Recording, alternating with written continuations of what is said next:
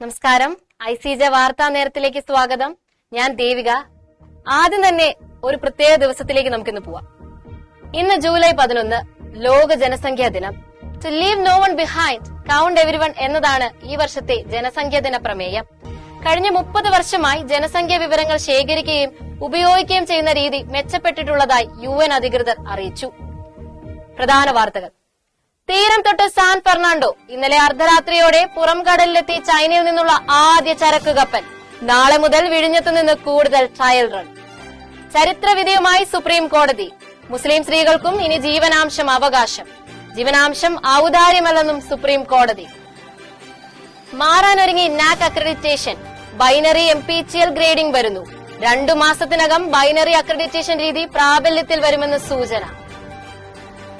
Social മീഡിയയിൽ തരംഗമായി Messi Yamal ചിത്രങ്ങൾ. Copa euro യോഗ്യത മത്സരങ്ങളിൽ തിളങ്ങി ഇരുവരും ഫൈനലിലേക്ക്. നോക്കാം വിശദമായ റിപ്പോർട്ടുകൾ. വിഴിഞ്ഞം അന്താരാഷ്ട്ര തുറമുഖത്തിന് ഇത് സ്വപ്ന സാക്ഷാത്കാരം. ചൈനയിൽ നിന്നെത്തിയ കൂറ്റൻ മദർഷിപ്പ് ഇന്നലെ വൈകിട്ടോടെ പുറം കടലിലെത്തി. 2000 കണ്ടെയ്നറുകളോടുകൂടിയാണ് സാൻ ഫെർണാണ്ടോ തീരത്തടുക്കുന്നത്. വിഴിഞ്ഞം അന്താരാഷ്ട്ര തുറമുഖം യാഥാർത്ഥ്യമാകുമ്പോൾ 3 പതിറ്റാണ്ടോളം നീണ്ട കാത്തിരിപ്പിനാണ് വിരാമമിട്ടത്. 110ലേറെ രാജ്യങ്ങളിൽ കാർഗോ സർവീസ് നടത്തുന്ന മെസ്കിന് പിന്നാലെ ലോകത്തെ ഏറ്റവും വലിയ കപ്പൽ കമ്പനിയായ MSCയുടെ മദർഷിപ്പും വിഴിഞ്ഞം തീരം തൊടും.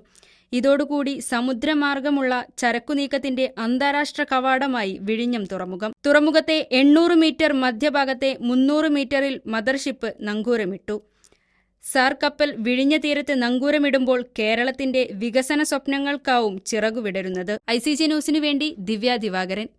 ഇനി മുസ്ലിം സമുദായത്തിലെ വിവാഹിതരും വിവാഹമോചിതരുമായ സ്ത്രീകൾക്കും ജീവനാംശം അവകാശം. ക്രിമിനൽ നടപടി 125 പ്രകാരം ജീവനാംശം കിട്ടാൻ ഭരണഘടനാപരമായ അവകാശമുണ്ടെന്ന് സുപ്രീം കോടതി. ജീവനാംശം ഔദാര്യമല്ലെന്നും കോടതി ചൂണ്ടിക്കാട്ടി. ജീവനാംശ നിയമം മതഭേദമില്ലാതെ എല്ലാ വിവാഹിതർക്കും ബാധകമെന്നും മതേതര നിയമം CRPCയിൽ നിന്ന് മുസ്ലിം സ്ത്രീകളെ ഒഴിവാക്കാനാവില്ലെന്നും കോടതി അറിയിച്ചു. വിവാഹമോചിതയായ ഭാര്യയ്ക്ക് മാസം 10,000 രൂപ ജീവനാംശം നൽകണമെന്ന തെലങ്കാന ഹൈക്കോടതി ഉത്തരവിനെതിരെ മുഹമ്മദ് അബ്ദുൾ സമദ് സമർപ്പിച്ച ഹർജി തള്ളിയാണ് ഈ ചരിത്രവിധി. മറ്റൊരു റിപ്പോർട്ട്. രാജ്യത്തെ ഉന്നത വിദ്യാഭ്യാസ സ്ഥാപനങ്ങളുടെ അക്രഡിറ്റേഷൻ മാറുന്നു. പഴയ രീതിയിലുള്ള അക്രഡിറ്റേഷൻ അപേക്ഷകൾ സ്വീകരിക്കുന്നത് അവസാനിപ്പിച്ച് national assessment and accreditation council. പുതിയ രീതിയിലുള്ള ബൈനറി അക്രഡിറ്റേഷൻ രീതി കഴിഞ്ഞ മാസം ആരംഭിക്കുമെന്ന് പറഞ്ഞെങ്കിലും അല്പം കൂടി വൈകുമെന്നാണ് അറിയിച്ചിരിക്കുന്നത്. പഴയ രീതിയിലുള്ള A++, A+A തുടങ്ങിയ D വരെയുള്ള അക്രഡിറ്റേഷനു പകരം 2 തരം പുതിയ രീതിയാണ് ഇനി നടപ്പാക്കുക. നിലവിലെ മാനദണ്ഡങ്ങൾക്കെതിരെ വിമർശനം ഉയർന്നതോടുകൂടിയാണ് പുതിയ രീതി നടപ്പാക്കാൻ തീരുമാനിച്ചത്. ഇന്ന് ലോക ജനസംഖ്യാ ദിനം. ആഗോള ജനസംഖ്യാ പ്രശ്നങ്ങളെക്കുറിച്ച് അവബോധം വളർത്തുന്നതിനും കുടുംബാസൂത്രണം, ലിംഗസമത്വം, പ്രത്യുൽപാദനം, ആരോഗ്യം എന്നിവയെക്കുറിച്ച് ജനങ്ങളെ ബോധവൽക്കരിക്കാനുമാണ് ലോക ജനസംഖ്യാ ദിനം കൊണ്ട് ഉദ്ദേശിക്കുന്നത്. 1989 ജനസംഖ്യ 500 കോടി കടന്ന അവസരത്തിലാണ് ജനസംഖ്യാ ദിനം ആചരിക്കാൻ ഐക്യരാഷ്ട്രസഭ തീരുമാനിച്ചത്. 2024 ലോക ജനസംഖ്യാ ദിനത്തിൽ പിന്നോക്കം നിൽക്കുന്ന വ്യക്തികളെയും സമുദായങ്ങളെയും തിരിച്ചറിഞ്ഞ് അവരുടെ വെല്ലുവിളികൾ മനസ്സിലാക്കുന്നതിനും വേണ്ടിയുള്ളതാണെന്ന് UN പോപ്പുലേഷൻ ഫണ്ടിന്റെ എക്സിക്യൂട്ടീവ് ഡയറക്ടർ ഡോക്ടർ നതാലിയ കാനേം പറഞ്ഞു. ഇനി ഒരു റിപ്പോർട്ടിലേക്കാണ് പോകുന്നത്. ചരിത്രം സൃഷ്ടിച്ച ഒരു ചിത്രത്തിന്റെ കഥയാണ് ഇനി പറയാൻ പോകുന്നത്. കുറച്ചു വർഷങ്ങൾക്ക് മുന്നേ ഒരു ഫോട്ടോഷൂട്ട് നടന്നു. കാൽപന്തിന്റെ മിശിഹ മെസ്സിയുടെ കയ്യിലിരിക്കുന്ന ഒരു കുട്ടിയുടെ ചിത്രം. ആ കുട്ടിയും മെസ്സിയും തമ്മിലുള്ള യാദൃശ്ചിക നിമിഷങ്ങളുടെ കഥ പറയുകയാണ് ന്യൂസ് ഡെസ്കിൽ നിന്നും ദ്രാവിഡ്. 16 വർഷങ്ങൾക്ക് മുൻപ് ഒരു ചാരിറ്റി ഫോട്ടോഷൂട്ടിനു വേണ്ടി ചിത്രങ്ങൾ പകർത്താൻ ക്യാമ്പ് നൗവിൽ എത്തിയതായിരുന്നു ജോൺ മോൺഫോർട്ട് എന്ന ഫോട്ടോഗ്രാഫർ.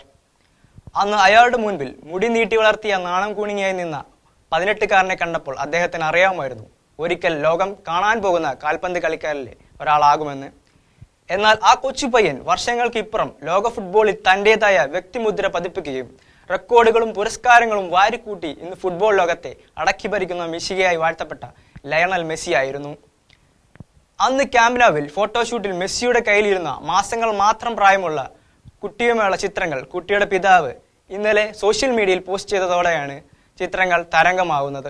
അന്ന് മെസ്സിയുടെ കയ്യിലിരുന്ന ആ കുഞ്ഞു ബാലൻ മറ്റാരുമല്ല, ഇന്നലെ നടന്ന ഫിഫ യോഗ്യതാ യൂറോ കപ്പ് മത്സരത്തിൽ ഫ്രാൻസിനെതിരെ ഗോൾ വേട്ടയ്ക്ക് തുടക്കമിട്ട് 2-1 വിജയം നേടിക്കൊടുത്ത 16-കാരനായ ലമേ യമാൽ തന്നെയാണ്. അതുകൂടാതെ ഫുട്ബോൾ ഇതിഹാസം പെലെയുടെ റെക്കോർഡ് തകർത്ത് ഏറ്റവും പ്രായം കുറഞ്ഞ ഫുട്ബോളറായി ചരിത്രം സൃഷ്ടിക്കുകയും ചെയ്തു യമാൽ. ഇന്നലെ മ്യൂണിച്ചിൽ യൂറോ കപ്പിൽ സ്പെയിനെ യമാൽ ഫൈനലിലെത്തിച്ചപ്പോൾ കടലുകൾക്കപ്പുറം ന്യൂജേഴ്സിയിൽ കോപ്പ അമേരിക്ക സെമിയിൽ അർജന്റീനയെ മെസ്സി ഫൈനലിലെത്തിച്ചു. ഇങ്ങനെ ചില യാദൃച്ഛിക നിമിഷങ്ങൾ തന്നെയാണ് ഫുട്ബോൾ ലോകത്തെ വേറിട്ട് നിർത്തുന്നത്.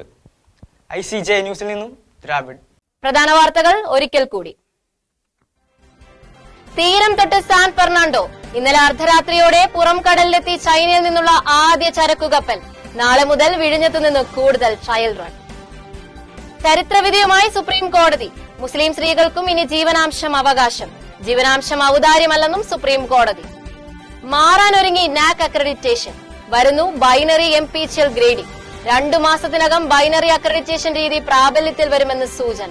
സോഷ്യൽ മീഡിയയിൽ തരംഗമായി മെസ്സി യമാൽ ചിത്രങ്ങൾ. കോപ്പ യൂറോ യോഗ്യത മത്സരങ്ങളിൽ തിരങ്ങി ഇരുവരും ഫൈനലിലേക്ക്. ഇതോടുകൂടി ഈ വാർത്താ ബുള്ളറ്റിൻ പൂർണ്ണമാകുന്നു. നന്ദി.